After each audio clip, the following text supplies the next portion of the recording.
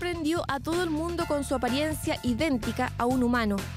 La agencia de noticias Xinhua se adelantó al futuro y usó un robot desarrollado con inteligencia artificial como presentador de noticias, algo que poco a poco se va haciendo más común. Según un estudio hecho por PricewaterhouseCoopers del mercado laboral de 27 países de la OCDE, además de Rusia y Singapur, la proporción de empleos con alto riesgo de automatización se estima en un 3% a principios de 2020 y hasta 34% para 2030. Un cambio que, de acuerdo a expertos, podría afectar a los trabajos más rutinarios. Clearly, many jobs are going to be automated. You're more likely to automate a doctor before you ever get to automate a nurse, because it turns out that expertise is easier to automate than the many things that we take for granted as being humans. Manufactura y construcción, seguido del retail y la salud, serían los sectores más impactados en Chile por la automatización. Sin embargo, hay quienes llaman a ver esta evolución no como una amenaza, sino como una oportunidad. Un impacto tremendo porque podemos automatizar tareas que son difíciles o que requerían expertos para hacerlas y podemos disminuir también el error que se estaba produciendo en cosas que son altamente automatizables, como, no sé, detección de ciertas enfermedades, análisis de imágenes médicas, la conducción, diferentes temas. Ante este escenario, la OCDE recomendó capacitar a los trabajadores para enfrentar la automatización, un proceso en el que será imprescindible la colaboración entre las empresas y administraciones públicas, para que así los beneficios de las nuevas tecnologías superen los daños que podría causar en el mercado laboral.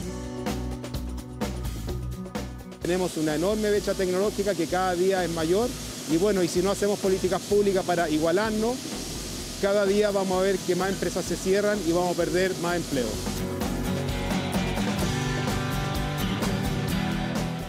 El avance de las tecnologías y la creciente inversión de las empresas en sistemas para agilizar procesos no solo van a cambiar las técnicas de negocio, sino que también generarán efecto en el mercado laboral, una revolución social y económica que ya se abrió paso para quedarse. Bueno, así es el futuro que viene. No hay que asustarse, insistimos, hay que verlo como una oportunidad. La próxima década, el 2030, cerca del 11% de los trabajos en Chile van a estar automatizados. Tema central aquí en el programa, revisamos el panel. Marcela Bravo, ingeniera comercial, gerenta general Acción Empresas. Su motivación, movilizar a las empresas hacia un desarrollo sostenible. Palabras clave, sustentabilidad y responsabilidad empresarial.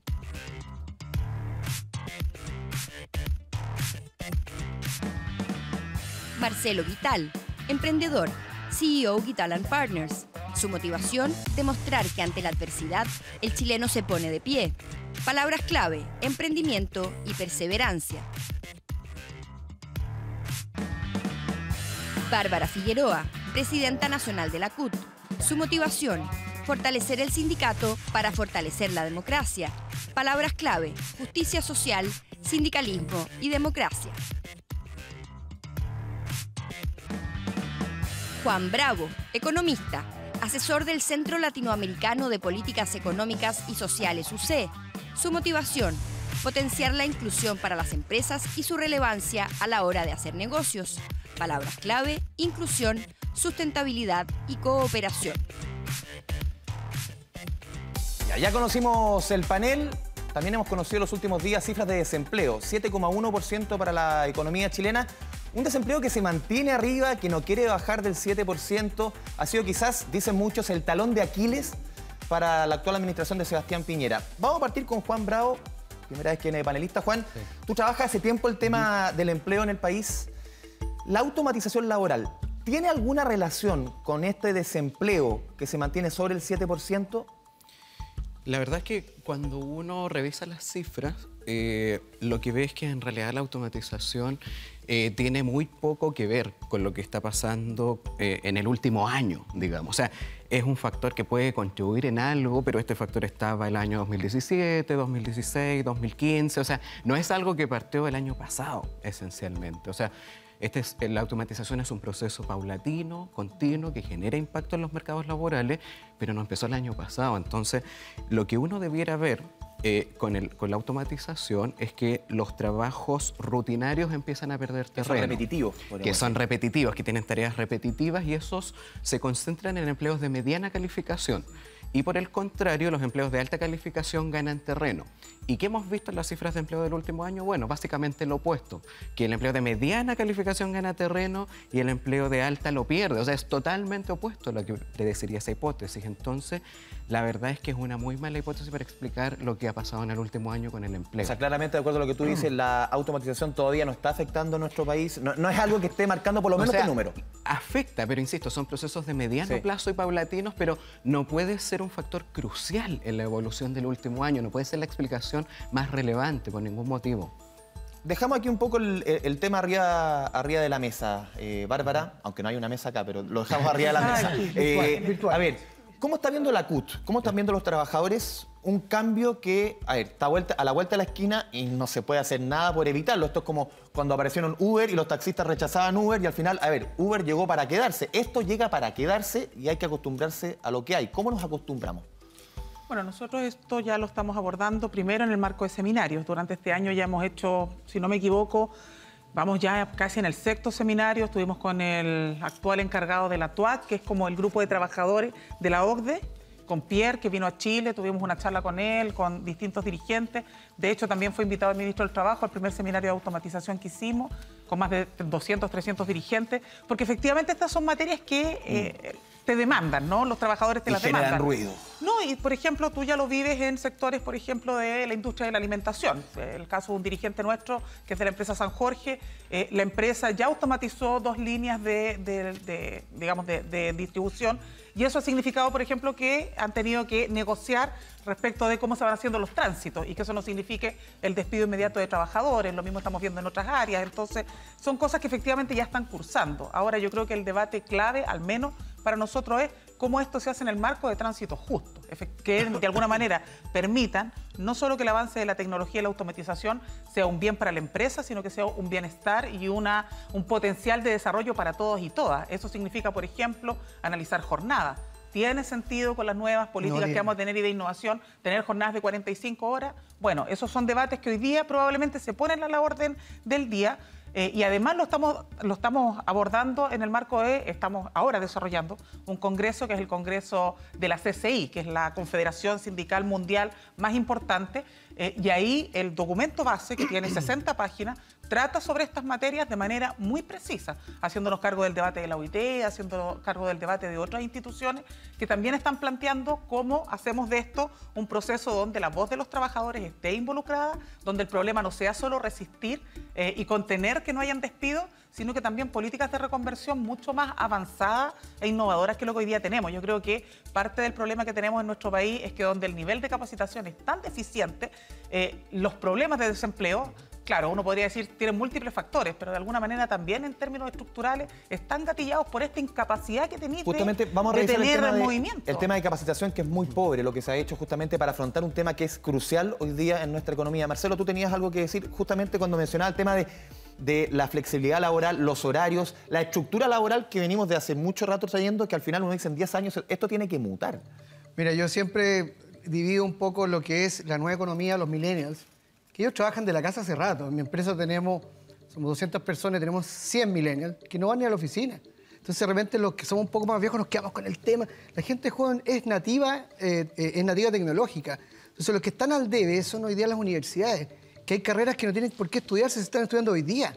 La contabilidad va a ser automatizada. No digo que el contador quede sin trabajo, va a tener que supervisar más tipos de contabilidades. Entonces, al final, la academia está súper atrás, ¿no es cierto? Y respecto a este fenómeno de 2 décadas, no, esto es ahora. Ahora, aquí Oxford acaba de declarar que es ahora porque los robots están hechos. Falabella acaba de inaugurar un centro de distribución, sí. Claramente está altamente robotizado. Pero también van a haber nuevos trabajos. A los robots hay que transportarlos, hay que programarlos, hay que activarlos. Entonces, eso que se medita... Todos estamos en el ámbito de la nebulosa. Creo que el ser humano se va acomodando. Pero un tema importante para las AFP, para las ISAPRE, los robots no van a pagar ni AFP ni ISAPRE. Los robots no van a pasar a comer en la carretera a Pronto Copec. Los robots no se van a poder ordenar. Ahí hay un trabajo más complejo que lo que sea el cambio, porque hoy día el 29% de la fuerza laboral en el mundo está automatizada. Y ha venido ocurriendo. Hoy día es más mediático porque alguien creó un robot. Pero hace mucho rato que los autos no los pintan a mano, hace mucho rato. Entonces yo digo, para terminar, universidades, pónganse las pilas y dejen enseñarle a los cabros cosas que no les van a servir. Entonces, eso es mi... Tema universidad, tú tocaste el tema universidad, Marcela, y es muy importante. Por ejemplo, se dice ahora que las carreras del futuro, por ejemplo, investigador de datos, entrenador de máquinas, cosas que uno dice entrenador de máquinas, como uno dice entrenador del gimnasio, educación física. A ver, otro tema. Seguridad bancaria. No, pero otro tema también, no menor, Marcelo, cuidadores de adultos mayores. También son todas las pegas que hay que ir cambiando un poquito. El mundo cambia. Claro, es que hay industria. Fíjate que nosotros hicimos un sondeo hace poco que sumado al estudio que tú decías de la OCDE, hicimos un sondeo y si bien es cierto, las personas perciben que el 60% de las empresas van a estar o están preparadas para, ellas como personas, el 90% siente que no está. Entonces ahí hay un espacio. Si bien es cierto una responsabilidad de la educación, preparar al futuro, hoy día hay un porcentaje mayor de empresas que tienen a personas mayores de 30 y que esas personas ahí tenemos que prepararnos, porque además la mayoría no sabe qué es lo que es, de qué se trata transformación digital. Entonces, justo en esta etapa en que estamos planificando el próximo año y los próximos años, porque estamos en etapa de planificación en las empresas, deben estar pensando, primero, qué vamos a hacer con nuestros trabajadores, cómo vamos a cambiar esa cultura, en qué los vamos a capacitar y cómo vamos a bajar esa ansiedad. Pero usted, Marcela, en Acción Empresa hicieron un trabajo súper bien profundo. Le preguntaron a muchos trabajadores, a empresarios. 3 de cada 4 trabajadores dicen que en su pega no los han capacitado del tema. 3 de cada 4 trabajadores. Y dejo el tema aquí un poco en el panel. ¿Qué está pasando? Porque podemos hablar mucho, pero las empresas no están trabajando eso. Por primera vez el ser humano se ha enfrentado a que la experiencia no juega mucho rol en lo que es la automatización. Me explico. Vuelvo a repetir, en Gitali Partners generamos harta documentación al respecto. Yo de repente estoy haciendo algo y viene un cabro de 23 años y lo hace en 2 minutos. Una presentación de PowerPoint yo puedo estar todo el día o que le pongo negrita.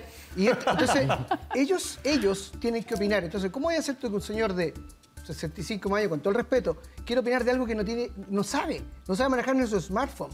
Entonces, los cabros jóvenes, por primera vez, hay que decirle, oye, ¿cómo se hace la pega? Y nosotros lo vivimos diariamente. El robot que anda en el Jumbo, los cabros de Corner Shop. Entonces, hay que tener un cabro joven, pero cuando yo escucho, de repente, voy hasta a estos seminarios, y hablan señores un poco mayores, me cuesta entender por qué no hay un cabro joven diciendo, oye, lo que usted habló se hace en 2 clics. Y si mezclamos esa experiencia con lo que traen los más Piensa que jóvenes. pasa en los directorios. La mayoría de los directorios son personas mayores y por lo tanto es que ahí hay un tema de mentoría. Así como las mentorías, por ejemplo, de personas mayores pueden ir en base a la experiencia de menores. Oye, los menores invitémoslos a los directorios, invitémoslos a que nos cuenten a los gerentes cómo se está viendo el mundo y cómo desde ahí empezamos a ver los negocios. Pero creo que hay una oportunidad para empezar a hablar, a que esta cultura baje, a que sepan de que se entiende, cómo lo va a afectar a la industria y cómo lo va a afectar a cada uno. Por ejemplo, hay un debate que nosotros siempre, algo que siempre nosotros nos preguntamos desde el mundo del trabajo. A nosotros se nos dice, ustedes tienen que estar disponibles, trabajadores tienen que prepararse para estos cambios, tienen que ser abiertos de mente, open mind. Sí. Ya. Perfecto. Y uno dice, muy bien, pero yo me pregunto, todo esto significa desafíos para las empresas, porque automatizar también es invertir. Claro. Es generar mayores políticas de innovación. No es llegar y poner un robot. Y yo tengo la impresión de que nosotros todavía tenemos un mundo empresarial en general bastante conservador en esa materia. Entonces, claro, te dicen, mire, sí, desafíate a lo que viene, y a veces a mí me suena más a política del terror que un efectivo compromiso, porque si uno dice, mira, tenemos que dar este salto, eso significa también que las empresas se desafíen a innovar, a tener nuevos modelos de trabajo, y yo veo que en eso más bien la demanda siempre es más flexibilidad. Ustedes están disponibles a tener menos condiciones. Es que hay que meter a las áreas de recursos humanos, no solo al área de tecnología. Lo quiero cruzar con lo que decía, lo quiero cruzar con lo que decía al principio, Juan. Exacto. Juan, a ver, tú decías, aquí los más afectados van a ser los trabajadores de más baja calificación, entre comillas. Y estamos viendo también que las empresas... trabajo repetitivo. Que las empresas no están calificando, no están de alguna manera preparando a los trabajadores para lo que viene. ¿Cómo hacemos conversar? O sea, al final tenemos una brecha que nos va a costar caro. Sí, o sea, a ver, por ejemplo, Marcelo comentaba el tema de las generaciones. Se quedan atrás, ¿cierto? Necesitamos un joven, pero justamente eso lo que nos dice es que aquí tiene que haber un cambio de paradigma. O sea, esta cosa cuando uno terminó el colegio o sacó el título de la universidad no terminó ahí ya. El cambio de paradigma es que vamos a tener que todos acostumbrarnos a que tenemos que pasar a un periodo de formación continua.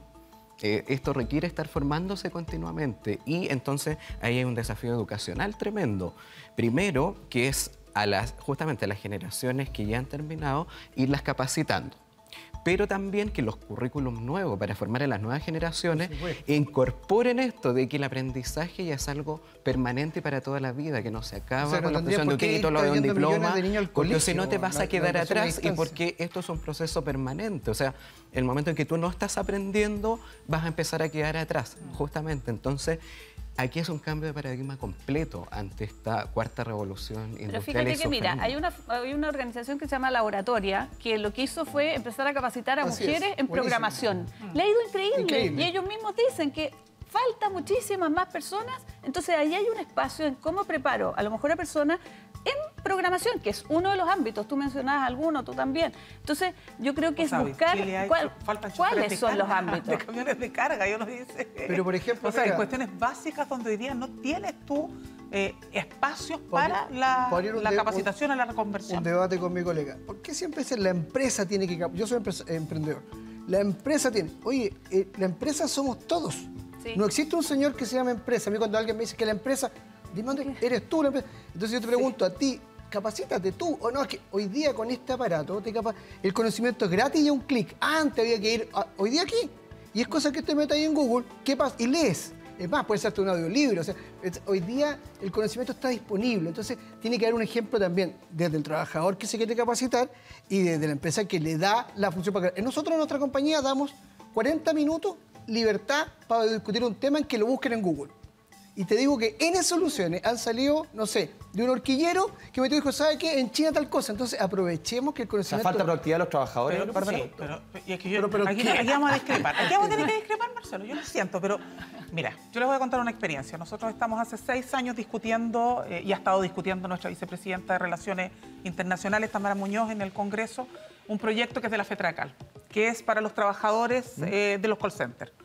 En ese proyecto se tuvo que legislar el tiempo para ir al baño y que entre llamada y llamada las trabajadoras tuvieran 10 segundos. A mí me encantaría que tú me dijeras qué empresario es eso, porque pero yo no conozco. Yo te cuento, eso... Deberíamos publicar. Está hace 6 años discutiéndose en el Congreso y tú sabes que se iba a votar hace 2 semanas atrás, se pusieron indicaciones a última hora para corregir precisamente esos aspectos. Entonces, ¿qué te trato de decir con esto? No te estoy diciendo, mira, aquí hay buenos y malos. Lo que te trato de decir es que para que uno diga que tenemos que ser más proactivos, necesitamos tener leyes laborales que efectivamente se hagan cargo de mínimos derechos. En Chile tú tienes una brecha entre la demanda a la que se te impone, que es decir, avancemos hacia automatización, avancemos hacia los nuevos desafíos del trabajo del futuro, y por otro lado te están diciendo, pero tú no puedes negociar en buenas condiciones, tú tienes que regular. ¿Cómo es posible que en Chile, en la década que estamos viviendo, en el 2019, tengamos que legislar para que trabajadores puedan ir al baño?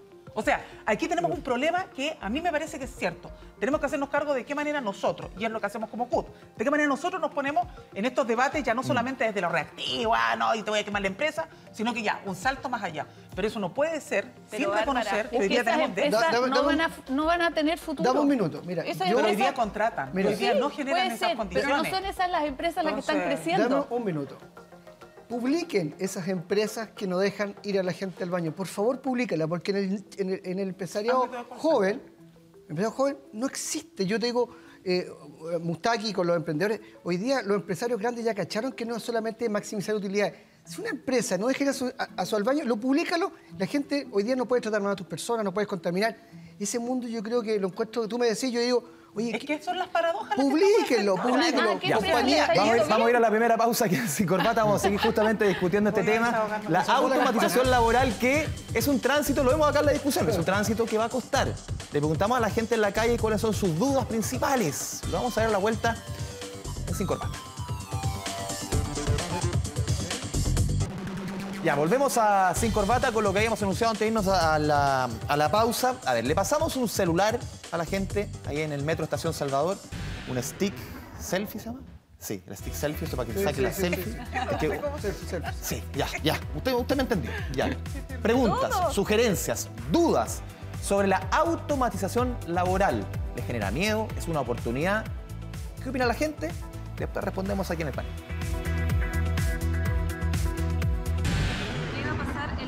Con el desempleo que produce la automatización. ¿Cómo nosotros como país nos hacemos cargo de la gente que queda sin trabajo por estos procesos de automatización que ya están funcionando, que ya están trabajando en el tiempo que estamos viviendo? Yo pienso que no seríamos ni vamos a ser reemplazados por las maquinarias porque el planeta sí los necesita. Pero quiero que ustedes me digan por qué podemos ser a lo mejor reemplazados. ¿De qué manera los procesos de automatización que tienden a optimizar procesos y mejorar nuestra calidad de vida en muchos aspectos pueden también ayudar a generar trabajos que permitan a las personas que ya no van a hacer esos trabajos mediante la automatización, ¿cierto?, tener mejores empleos y mejorar su calidad de vida con ello? Hay muchas dudas, hay temor de parte de las personas. De acuerdo a Estudio Acción Empresas, el 73% de los trabajadores cree que su labor podría ser reemplazada por un robot, inteligencia artificial. Las dudas están planteadas, Marcela, Juan. A ver, ¿qué puede hacer la gente al final? ¿Qué tipo de trabajos son los que se están generando a partir de la inteligencia artificial? Porque vemos, por ejemplo, que se reemplaza, se crea una gran centro de distribución, por ejemplo, de Falabella en una comuna del sector norte de la capital. Pero ¿qué va a dar harto trabajo. ¿Ah? Sí, por eso pregunto. Mucho robot, uno dice mucha automatización, pero ¿qué empleos se están generando o qué oportunidades son donde la gente tiene que decir, aquí está el tema? Me reemplazan por acá, pero por aquí hay oportunidades. Juan. Bueno, el mismo tema de las aplicaciones ha generado un montón de posibilidades de empleo que antes no existían. No solo las de servicios de taxi, te fijas, han surgido otras de repartición de comida, exactamente. O sea, van surgiendo muchos nuevos empleos y por eso hay que tener cuidado cuando de repente sale esos titulares. Tal estudio dice que el 50% de los empleos se va a destruir. Entonces, claro, primero esos estudios... La culpa es de la prensa. La culpa es de la... En parte a veces son muy catastrofistas los titulares. Sí, y a la gente la asustan. Nosotros tuvimos un seminario con dirigentes sindicales en Clapes UC hace unos 2 meses y eso nos decían, realmente la gente está asustada porque lee estas cosas y obvio queda súper asustada. Y entonces, primero, para también aprovechar a la gente, tratar de bajar un poco esa ansiedad. Claro, primero esto no va a pasar ni en 1, 2, 3 años, este reemplazo de millones de empleos, estamos hablando de muchas décadas, pero lo otro es que ninguno de estos trabajos considera la creación de empleo. O sea, dice qué probabilidad hay de que se destruyan algunos empleos, pero no hacen la otra parte, porque claro, es una complejidad técnica. De hecho, en Clapes UC nosotros estamos llevando una línea de investigación con esto y no es fácil, pero eso es importante, hay muchos empleos que se generan. Entonces, estas oportunidades están y van surgiendo, pero lo importante también, a propósito, por ejemplo, de estos empleos que surgen de las aplicaciones, el tema de la protección social y la formalidad. Ahí surgen nuevos desafíos también. Juan, ¿en qué áreas, Marcelo, Bárbara, Marcela, en qué áreas se pueden generar empleo? Mira, la clásica de la programación, pero los robots hay que automatizarlos, mantenerlos. Mira cuánto empleo generó la industria automotriz, que de seguramente haber sido parecido al tema, ¿cierto? Toda la gente que tenía carrete y cosas, mira, generan empleo. Entonces, son los titulares los que apanican, pero yo diría, oye, voy a poder trabajar de la casa, voy a poder trabajar a distancia, no tengo que ir a las 8 de la mañana a marcar una tarjeta que a alguien se le ocurrió para ir. Voy a estar supervigiado, voy a tener una cámara en mi casa, voy a estar hablando con...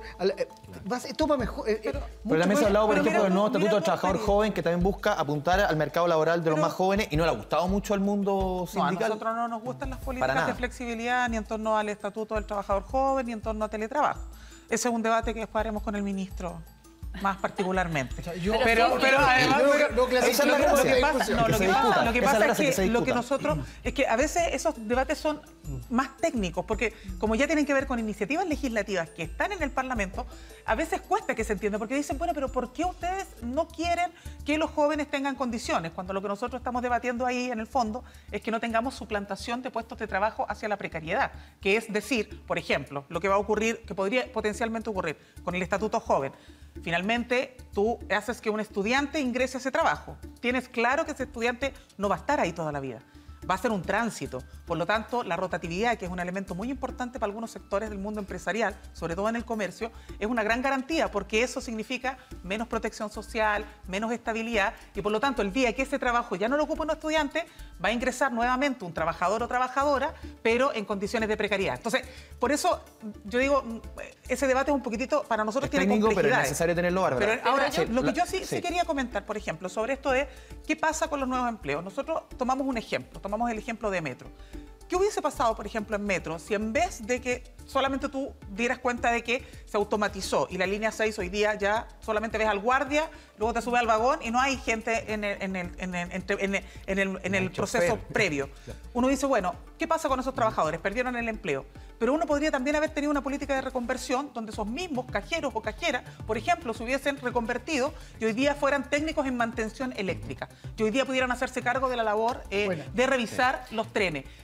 Gente que ya tiene cultura de la empresa, que por lo tanto ganaste el mejor capital y sin embargo eso no se hizo. Entonces, esos son ejemplos súper concretos de cómo tú tendrías que abordar, de cómo tú podrías abordar estas políticas. Marcela. Sí, yo creo que, bueno, ese es el punto, que estábamos viendo cómo las empresas se hacen cargo hoy día de preparar a las personas para que tengan esa formación.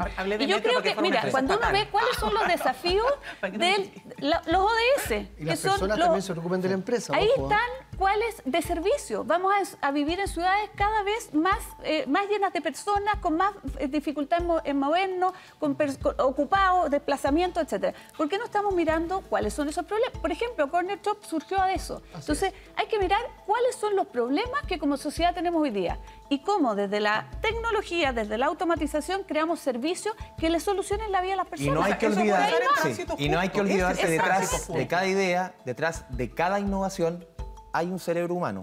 Fuera de la caja, justamente, nos metimos en ese tema. Oportunidades que se van generando, no hay que ver todo color hormiga, como se dice. Hay oportunidades que van surgiendo fuera de la caja, aquí en Sin Corbata.